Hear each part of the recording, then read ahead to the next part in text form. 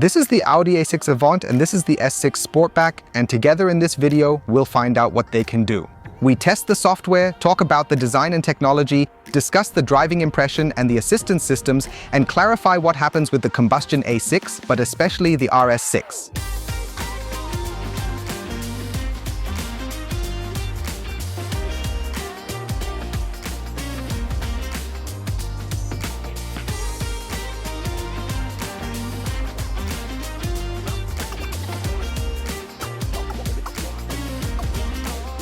And with that, hey and welcome to this new video here at Jonas, and welcome to the first driving impression of the Audi A6 e-tron Performance Avant.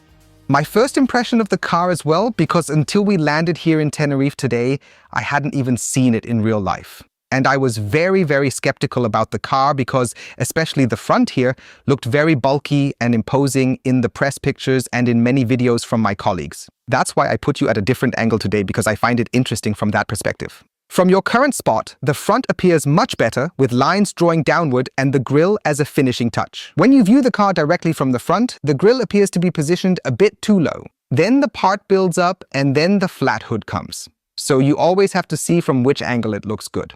In my opinion, he looks best when he's driving, but we'll talk about that later. Before that, make sure to subscribe to the channel here. We not only explore how the A6 e-tron performs on the road. No, we're also driving the S6 e-tron together. It's a bit sportier, has significantly more power, and features a quattro drive. This one comes with purely rear-wheel drive, but we'll talk about that in a moment. First, let's get to the roundup.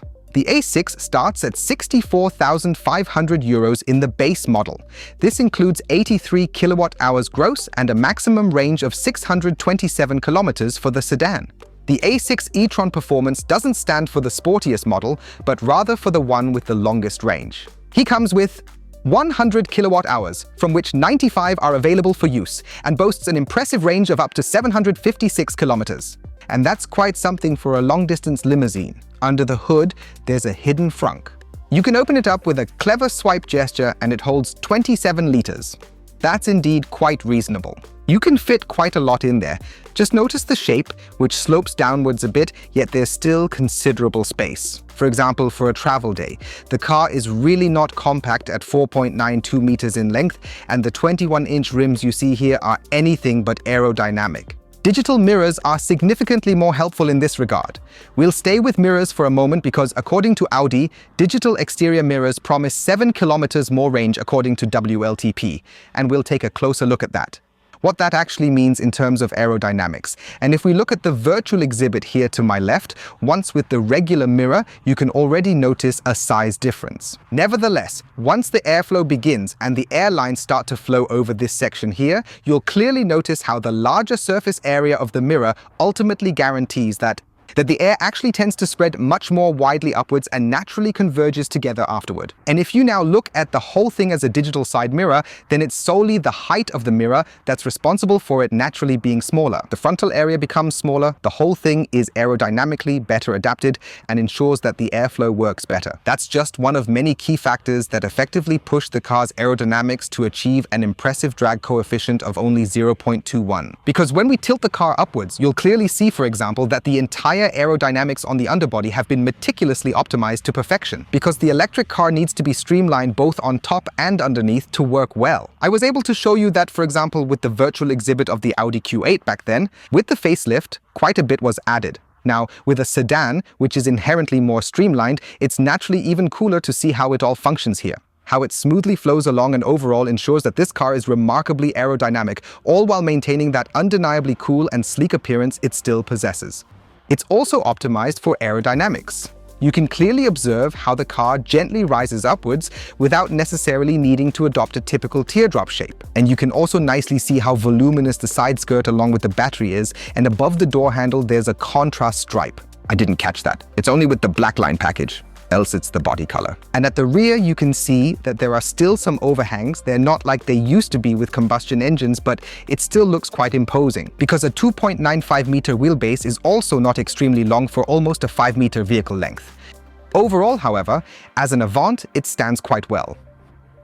For around €1,600 less, there's also the classic Sportback variant. Not called a sedan anymore because the trunk lid opens completely here as well.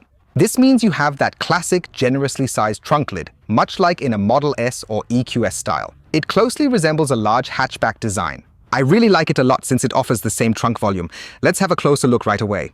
Overall, the shape here appears even more dynamic. You just have to say it looks very, very cool. Once more here with this tear-off edge spoiler situated at this point. It really brings a cohesive look, and ours is featured in the S6 variant while having certain notable differences.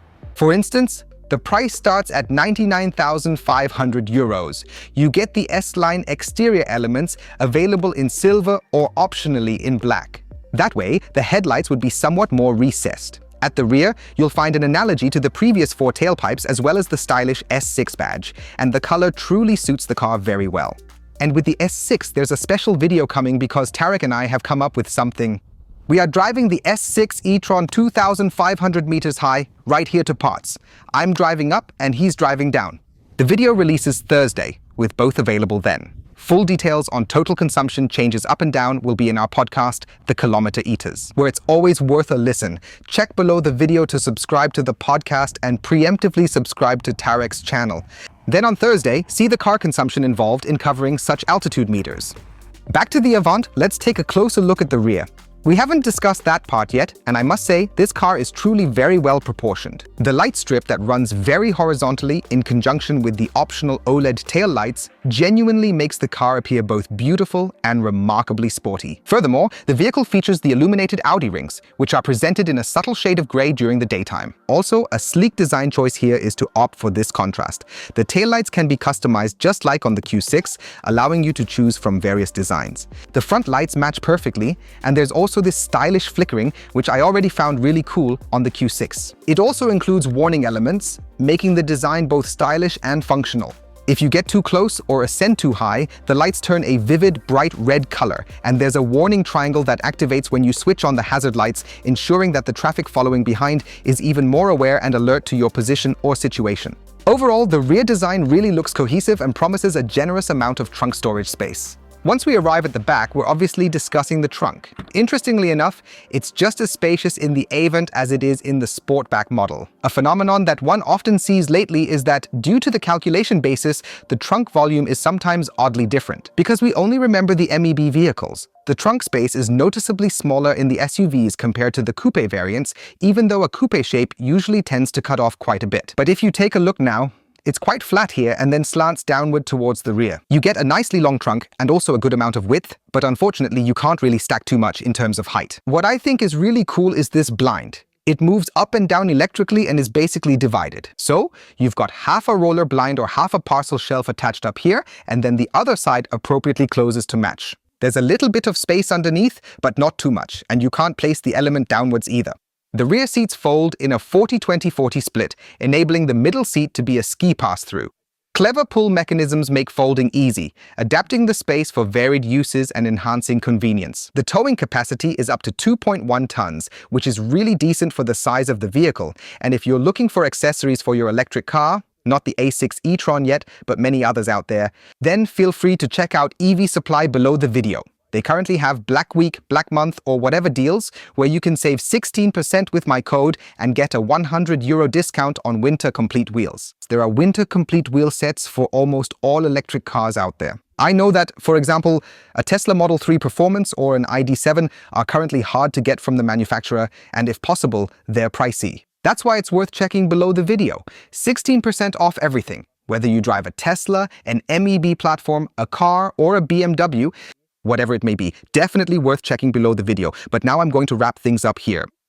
Check the duration it takes, make a note of it, and later we'll discuss the charging flap time. Let's start by focusing on the interior. The interior appears rather familiar indeed. This is because, similar to the Q6 model, we have Audi's newest interior design concept here. And you will find that in upcoming models as well. The combustion engine A5 has it, the combustion engine Q5 has it, and I think this trend will continue from now on. An enormous driver information display combined with a significantly larger central display and an optional passenger display placed on the right certainly makes this entire interior completely digital in nature. Additionally, there are indeed also the 2 digital components designed for the exterior mirrors. Personally, I'm quite fond of the design, and this curviness is really pretty cool too. That being said, if you're sitting in the passenger seat, you really have to put in a bit of effort to glance over at that center screen, which is 14.5 inches in size. We'll briefly cover that and quickly go through the software, as it's identical to the Q6. There are a few highlights we could only show there, but we'll get to those soon. Essentially, there are a wide variety of different apps available in this vehicle, which you can download to expand and enhance the car's functionality as you desire. There's YouTube, a browser, and a lot more. You can really have fun exploring everything. In addition, you'll find the vehicle section, which is classically Audi, ingeniously divided, offering you ample opportunities to make various adjustments as needed. We weren't able to test the route planning feature because from Tenerife, it just doesn't make any reasonable sense to plan a route. You see, you always get the charge level displayed at the destination, and I can also tell you this much: route planning works reliably on the mainland. Because there, the car plans the entire route for you with all charging stops included, and also with 1 or 2 filtering options nicely integrated. Here in Tenerife, that just wasn't possible. Pulling in from the side then opens a small shortcut menu. You can also customize that individually. And the EV functions are there too, except for the possibility to manually preheat the battery. This only works through active route planning. On the passenger display, you can watch videos during the drive, and the digital mirrors are impressively sharp. Audi regrettably adopted the numerous piano lacquer elements from the Q6 as well. Especially in the center console, this is very noticeable because you often touch it and it doesn't look nice after a short time, no matter where you touch. Everything is made of piano lacquer. In front, there is an inductive charging pad, and the piano lacquer continues on the door panel with the new control element. And who would have thought, also on the steering wheel. This is in the S-Line version here. Looks really cool. I really like the visuals, and it also has clever features because you can swipe over these panels. But it's not for everyone. Audi also shows inside what materials they have to offer. It feels a bit overdone with the contour accents, the wide range of fabrics, and different seat styles available. Here are the S seats from the S we've already shown you. These are optionally available in red with massage and also climate, but unfortunately only with a lumbar massage. We had white seats here. They are quite chic, but somehow it feels inconsistent since it's the only light element in the whole interior. The color combination is also present in the second row of seats, so there are quite a lot of light materials here due to the seats, but only in the seating area. Even in these hard plastic knee sections, they decided not to use any contrasting colors. Instead, they applied a type of fabric that feels and looks similar to jeans, keeping a consistent and cohesive look and feel inside the car's interior space. But here, there's not that additional application we saw earlier. Here, there's only hard plastic, a Bang & Olufsen logo, and otherwise down here in the door handle region. Hard plastic doesn't bother me because the area where you rest your arm is genuinely soft and nice. The seat is quite comfortable too. Yeah, my legs are kind of dangling, even though I'm only 1.73 meters tall. I need to shift them slightly more forward, yet it's still comfortable since I can tuck my feet under the front seat. I'm checking, is it possible to adjust the back seat? Unfortunately, no, they are permanently fixed in place. There is, however, a center armrest that is also well made, with stitching here again at this spot, and also 2 cup holders. And in the back, there's ISOFIX with a very nice adjustment option. Also this cover here for the corresponding mounting devices, and ISOFIX is also available on the passenger seat. I always find it very practical, and I love to mention it, especially since I have a little baby myself. I really do think there's quite a bit of space here in terms of width.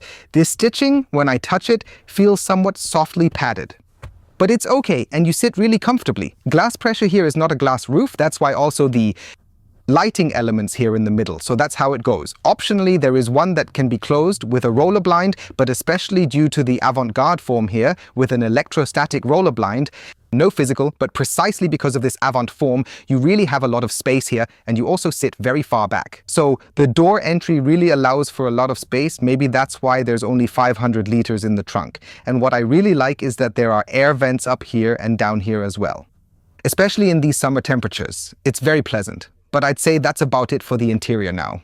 I'll jump ahead and we'll start discussing the driving experience. We're beginning in the S6 here on this country road, simply because it's even more fun with Quattro. We were able to drive some winding roads with rear-wheel drive as well, and it's very challenging to push even this rear-wheel drive with 270 kilowatts out of the curve and try to that the rear end somehow starts to slide. It's possible if you really try hard, but not too often. With the Quattro system here, you certainly get a lot more traction, and combined with more power, it clearly also makes a difference. Fun is quite moderate in the S6. And by the way, the air suspension is merely optional in all the other variants, but you always have the option to add it, and both the brakes as well as the suspension really work well together. You can genuinely have a lot of fun on these winding roads here. If you're wondering, is Jonas Kartenberg behind the wheel? I'm currently already in pursuit of finding out what the recuperation precisely does and how much energy we can actually regain here, and that's when I thought I'd make the driving shot, and that is genuinely impressive. In urban areas, you benefit quite significantly from the B position of recuperation, which smoothly transitions down to one-pedal driving, meaning it halts completely. However, only in the B position. If I take it out now and drive the D in adaptive recuperation, which then operates based on the route profile as well as the distance sensor, and thus aligns itself with the ACC sensor managing energy recovery according to those signals. It's working well there, but it's not quite as delayed as with the one-pedal driving position. I think it's cool though that Audi gives you the option to do both, and in between you have the option to switch from adaptive mode to 2 different stages of recuperation at any time over the... You adjust the recuperation paddles, which in the past were known as the shift paddles found behind the steering wheel.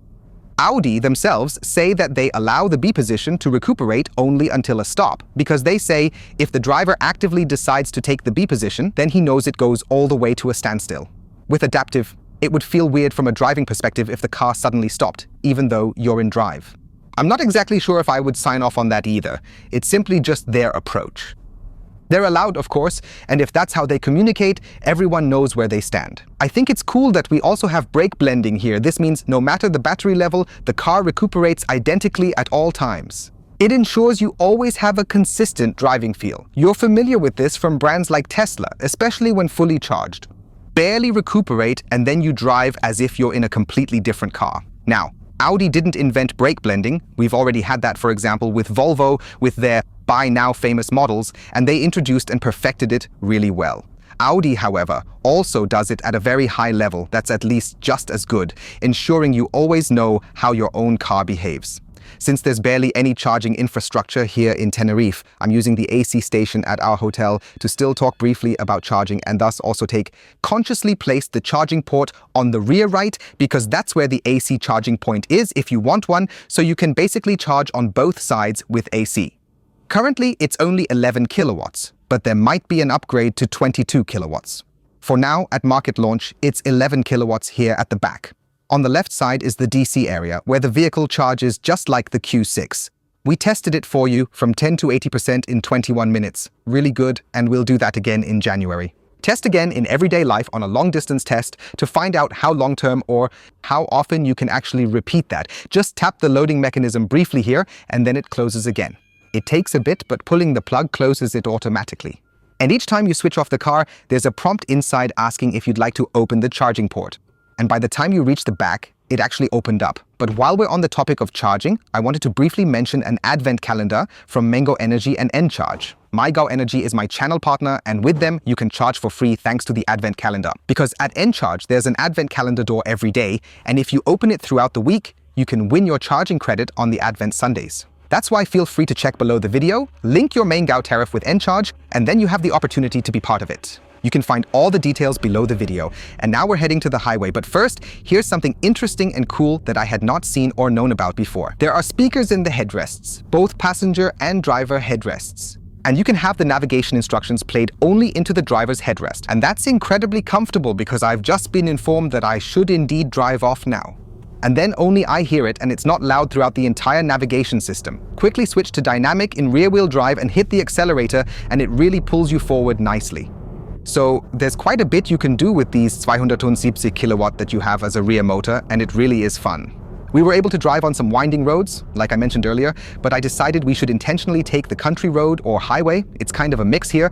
Stop utilizing the drive and not with the S6 because it's naturally designed not that way. Absolutely the most meaningful thing now being out on the Riffa is not that we can drive long stretches at 130 or maintain that constantly, but we said, okay, let's drive around 100 to 110 kilometers one way and back so that the topography is balanced, which is extremely important here. And let's see what the consumption is. I'll tell you right away, it was 19.4 kilowatt hours on this route with an average speed of 89 kilometers per hour over 111 kilometers when we filmed. That's quite reasonable. There was a stretch where you could go about 80 or 90 and a longer highway section with a max limit of 120. Sometimes it's limited to 100 and we had 1 or 2 construction sites or traffic congestion, just to mention that. The car is most definitely great fun to drive on that highway. The assistive systems are truly superb. We predominantly have these winding highway sections around here with some really tight turns, and you can definitely rely on the car, and I just discussed it with Tarek as well. It's not just that the car goes through the curves, no. You also have a good feeling the whole time and you trust the car because he just does it properly. Additionally, I get the information displayed on the head-up display at any time, which means, on one hand, the vehicles that the car currently sees itself, we get underlined with a line, and I also have a clear visual of whether I am leaving the lane or if I am too close to the car in front. Then I receive a very, very large red distance alert displayed prominently in front of me.